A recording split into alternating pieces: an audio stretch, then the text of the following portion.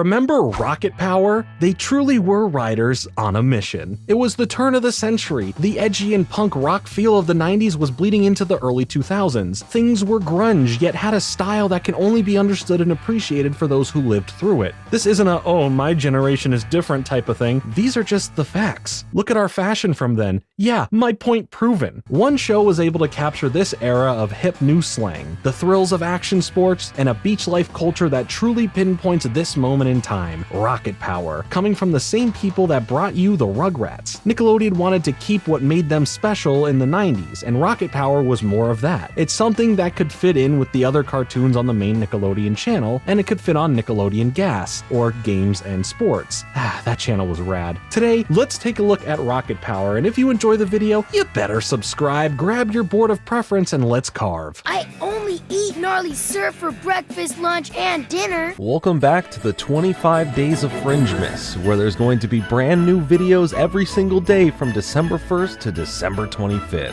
Hop aboard.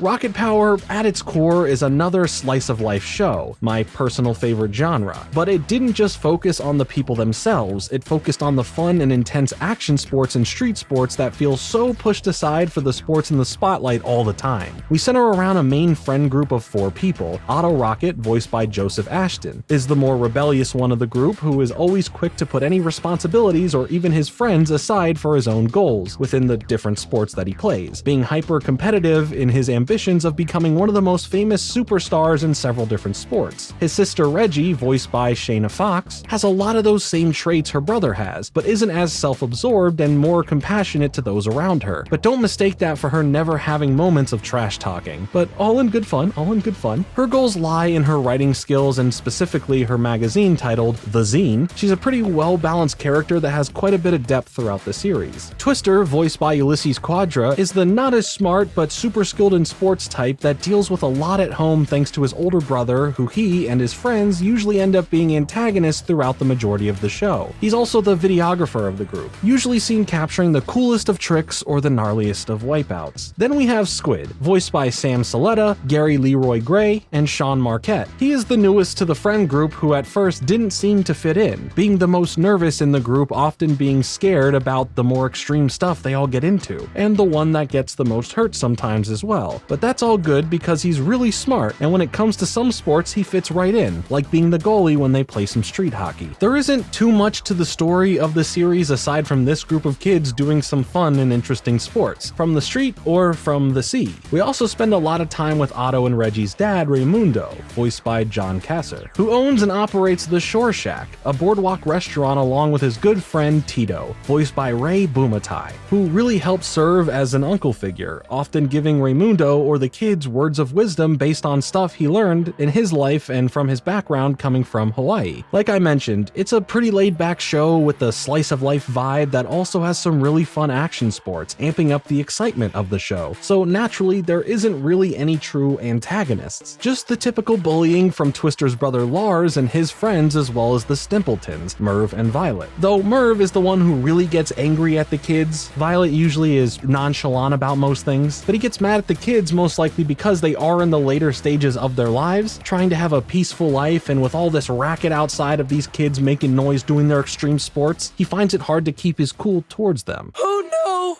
How awful! We'll be right back to Rocket Power on Nickelodeon.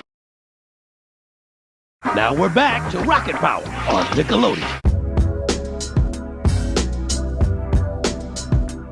A staple in Nickelodeon animation, Klasky Csupo really owned most of the real estate on the channel, from the Rugrats to the Wild Thornberrys to As Told by Ginger to real monsters, and of course, Rocket Power. Their style is pretty easy to identify, but each one of their shows is unique in their own right. Rocket Power is no different. Arlene Klasky and Garber Csupo, having all of these other shows, came up with the idea for Rocket Power when seeing their own kids starting to play and participate in action sports. Arlene was also a kindred spirit towards it as she grew up around surfing living in a beach town. This combined into making Rocket Power a show that showcases and celebrates the sports that especially at the time were taking over the interests of a lot of youths out there. For me, personally, it always came down to skateboarding, which is something I would do throughout my young and late teens and even a bit as an adult, while still having a huge appreciation for it now. Rocket Power felt like the show that understood this era greatly and represented the culture behind it very well. Well as a kid's cartoon can. At its core, there's really nothing much deeper than kids just hanging out and involving themselves in various activities within these sports. But the series also focuses on the individuality of these characters, who they are, how they view the world with their wants and passions, and how that can affect their relationships with one another. Otto, who mainly acts as the lead we follow the most in the show, usually has the most struggles. While he is extremely talented in most of the sports we see him partake in, he's not perfect and is prone to messing up, getting hurt, and most times getting angry at those facts. But very rarely does he ever give up on wanting to land that trick or surf that perfect wave. His character usually has to deal with the morality of what he wants versus what has to be done to get there, most times involving hurting others. No, not like that, like emotionally damaging them. This often results in him having to learn some pretty harsh lessons in ways that truly do affect him. Whether or not they actually help is determined by how fast he does something similar again in a future episode. His sister Reggie is a lot better at balancing her passions and how she treats others, very rarely ever feeling like she needs to do whatever it takes to get to the top. Her real competitive side comes out in the fact that she's the only girl in the group and most times would get called out for this fact by others, only helping fuel her level of skill while in competition. She's able to dish it out on the pavement and in her writing for her work on The Zine, a magazine that she owns and publishes. To balance out Otto, she is the empathetic one, the one with compassion for others, a lot of the time resulting in her having to hit pause on what's going on for the safety of others and making the smart choice, or to think things out for just a moment. Both of them have a pretty great relationship with their dad Raymundo, who, like I said, spends his time working at the shore shack in which he owns and operates. He has a love for beach and surfing culture, being that he's a surfer himself, and of course his restaurant is on the pier. He tries his best as a dad to parent his kids while still giving them the freedom to explore their hobbies and interests. But this can prove to be a hard task sometimes due to him being the only parent and having to work all the time. His wife and the kid's mother, Danielle, passed away off screen before the show started. We do at one point get to learn a lot about her and how she and Raymundo met, but he does eventually end up getting married again later in the show to Noelani, who was Danielle's best friend and Tito's cousin. Man, Raymundo has no chill. Tito also helps out in a few ways, serving as another parental figure to the kids, which extends to both Squid and Twister, telling his stories of the ancient Hawaiians while serving as a partner at the shore shack. I wouldn't be surprised if most people claim him as their favorite character, as he's mine. He's just a really wholesome dude who sees the best in everyone. Twister, I think, has a very interesting story overall. While still very athletic and involved in everything the group does, he tries to fill bigger shoes than he can wear thanks to the constant bullying from his older brother Lars and his friend group, usually with Lars picking on him at home, or Lars and his friends picking on the whole group when they cross paths outside. He's not the smartest either, resulting in some pretty questionable logic, but for the most part he means well, usually taking out his aggression on Squid in the form of jokes, the type of ribbing friends would do to each other. Sometimes here though it does get taken too far. He does, however, get to shine in his passion for videography, always ready to capture some sick moments on camera. Speaking of Squid though, who was just referred to as Sam or Sammy when he moved into the neighborhood, where at first, the vibes,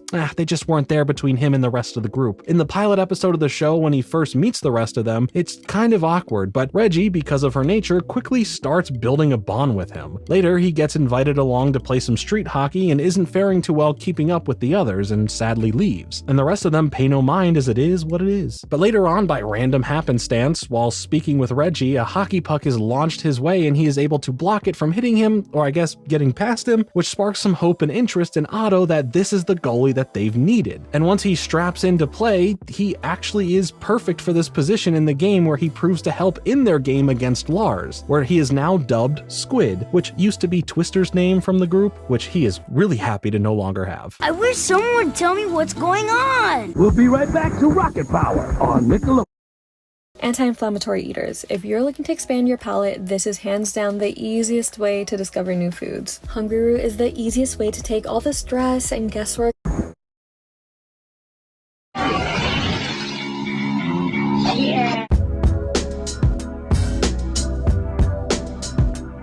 Rocket Power premiered on Nickelodeon August 16th, 1999, and carried on for 4 seasons ending on July 30th, 2004. It ended on quite an interesting note dealing with the whole wedding for Raymundo and Noelani, but it's the kid's struggle in accepting that fact as well as ruining Otto's chances to finally reach some level of stardom and notoriety thanks to linking up with Shaun White. But it comes down to him having to choose between going and taking part in this massive competition to do so, or attend his father's wedding, which had to be moved to the same date due to a family superstition on the bride's side. And while the decision doesn't bode well for Otto having to decide either going to the wedding for the sake of his dad, instead of achieving something that can change the course of his life, it's hard to really see this moment being a selfish choice like we would see from Otto before, but rather one that he's been working for since he first got on any form of board. Luckily, he is able to compete because the wedding was called off due to Noelani overhearing something and understanding it in the wrong way. But of course, there comes a moment that defines Otto and his morality. Once he is informed that Noelani is leaving Raymundo and going back home in order to save their relationship, he'd need to drop out when he's so close to winning. But he ultimately chooses his dad's happiness over his own future chances at this moment. In the end, everything turns into a happy family ending. But it was still a hard morality choice not only for the character but for us the viewers to go through it, really getting to understand both sides here. But who knows, maybe Otto had another chance in the future as he grows up to do so. But as far as the show, that was where we left off. Luckily, the show doesn't really have continuing stories, just episodes that continue character traits. You'll get some fun action sports action in each episode, and some of the most memorable scenes aren't these larger scope specials or TV movies. In fact, I think the moment I always look back on for Rocket Power was the episode Enter the Hawk Tricks, which premiered September 10th, 2001. I swear, this episode was hyped up to the max because it featured none other than Tony Hawk himself, where the crew get to shred at the secret Hawk's Nest skate park in an effort to convince him not to retire from skating, which just turned out to be a big misunderstanding between what he was doing as a break versus what the media thought as him retiring. If you were a skater at this time, this episode was everything, and it was just fun to fuse more real-world legends from these sports into the zeitgeist of animation. All in all, Rocket Power is such a harmless little show that I feel it gets overshadowed by the larger-than-life cartoons from around the same time. Now, don't get me wrong when I say that. This show was still pretty massive. It had 4 seasons, TV specials, a crossover Rugrats comic book, and even a bunch of video games. Do you know how much I played Rocket Power Dream Scheme on the Game Boy Advance back in the day? Heck, do you know how much I still play it now? That sounds like a video for the gaming channel. Subscribe there if you haven't yet. I think Rocket Power, while feeling a bit dated upon a rewatch, still has all the charm I felt for it before. It feels like a nice love letter to the kids who picked up a board, hopped on a bike, strapped on some skates, and hit the pavement. But there's one ultimate lesson I've learned from this show, and I think it's important that you hear it too. And that is, no matter what life throws at you, no matter what you have to deal with, that you never, ever become a shoebie. Let me know your thoughts on Rocket Power in the comments. Thanks so much for watching. Like and subscribe.